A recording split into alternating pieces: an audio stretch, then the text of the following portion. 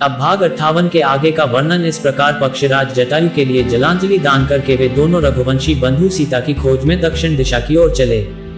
कुछ दूर आगे चलकर वे एक ऐसे वन में पहुंचे जो बहुत से वृक्षों, झाड़ियों एवं लता बेलों द्वारा सभी ओर से घिरा हुआ था तथा अत्यंत दुर्गम, गहन और दुर्गम था।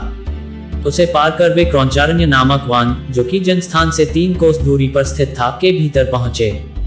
वह वन भी सघन अनेक मेघों के समूह के सदृश श्याम प्रतीत होता था, किंतु विविध रंग के सुंदर फूलों से सुशोभित होने का कारण हर्षोत्फुल्ल सा भी जान पड़ता था।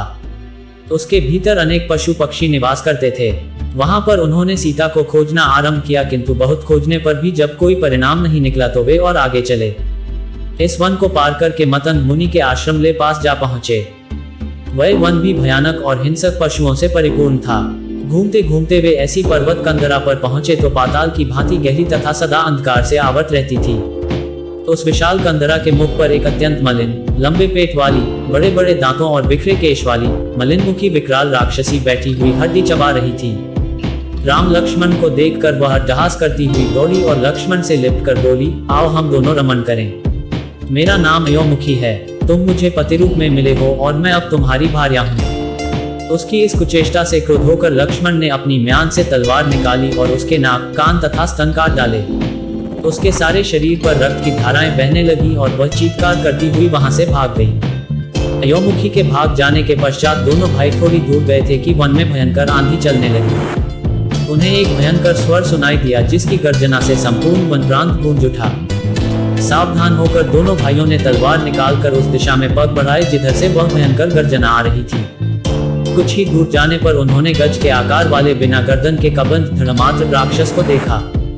उसका न तो गर्दन था और न ही मस्तक। उसके पेट में ही उसका मुंह बना हुआ था और छाती में ललाट था, जिसमें अंगारे के समान दहकती हुई एक ही आंख थी। वह दोनों मुट्ठियों में वन के जंतुओं को पकड़े इनका मार्ग रोके खड़ा था। राम लक्ष्मण को देखते ही उसने लपक कर दोनों को एक साथ ही बलपूर्वक तथा पीड़ा देते हुए पकड़ लिया और बोला, बड़े भाग्य से आज ऐसा सुंदर भोजन मिला है। तुम दोनों को खाकर मैं अपनी क्षुधा शांत करूंगा। इस आकस्मिक आक्रमण से लक्ष्मण किंकर्तव्य विमूढ़ हो गए, परंतु रामचंद्र ने बड़ी फुर्ती से उस राक्षस की दाहिनी भुजा काट डाली। लक्ष्मण ने भी क्रोधित होकर उसकी बानाई भुजा को काट दिया। वह चीत्कार करता हुआ पृथ्वी पर गिर पड़ा। पृथ्वी पर गिरकर उसने पूछा, वीरों, आप दोनों कौन हैं? उसके इस प्रकार पूछने पर लक्ष्मण ने उसे दोनों भाइयों का परिचय दिया। उनका परिचय सुनकर कबंध ने राम से कहा, महाबाहु राम, पूर्व काल में मैं अत्यंत पराक्रमी था, किंतु पराक्रमी होते हुए भी राक्षस रूप धारण कर ऋषियों को डराया करता था। एक बार क्रोधित होकर स्थूलशिरा नामक महर्षि ने मुझे राक्षस हो जाने का शाप दे दिया। शाप मुक्ति के लिए मेरे द्वारा प्रार्थना करने पर उन्होंने बताया कि जब राम तुम्हारी भुजाओं को काट देगा तो तुम्हारी मुक्ति हो जाएगी। हे पुरुष श्रेष्ठ, आपने राक्षस योनि से मुझे मुक्ति दिलाकर मेरा बड़ा उपकार किया है। अब आप मुझ पर इतनी कृपा और करना कि अपने हाथों से मेरा दाह संस्कार कर देना। कबंध की प्रार्थना सुनकर राम बोले, हे राक्षस राज, मैं तुम्हारी इच्छा अवश्य पूरी करूंगा। मैं तुमसे कुछ सूचना प्राप्त करना चाहता हूँ, आशा है अवश्य दोगे। दंडित वन से मेरी अनुपस्थिति में लंकापति रावण मेरी पत्नी का अपहरण करके ले गया है। मैं उसके बल, पराक्रम, स्थान आदि के विषय में तुमसे पूरी जानकारी चाहता हूँ। यदि जानते हो तो बताओ। राम का प्रश्न सुनकर कबंध बोला, हे रघुनंदन, रावण बड़ा बलवान और शक्तिशाली नरेश है। उससे देव दानव सभी भयभीत रहते हैं। उस पर विजय प्राप्त करने के लिए आपको नीति का सहारा लेना होगा। आप यहाँ से पंपा सरोवर चले जाइए।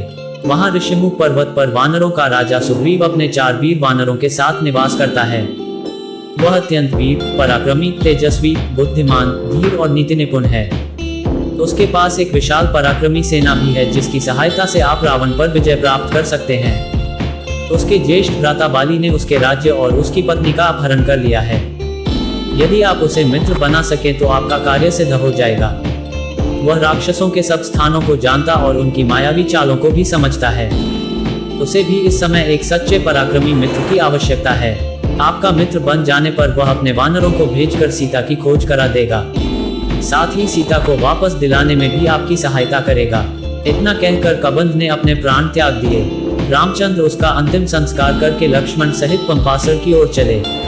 पंपासर के निकट उन्होंने एक सुंदर सरोवर देखा, जिसमें दोनों भाइयों ने स्नान किया। इसके आगे का वर्णन अगले भाग में। रामायण के सभी भाग सुनने के लिए हमारे चैनल को सब्सक्राइब करें।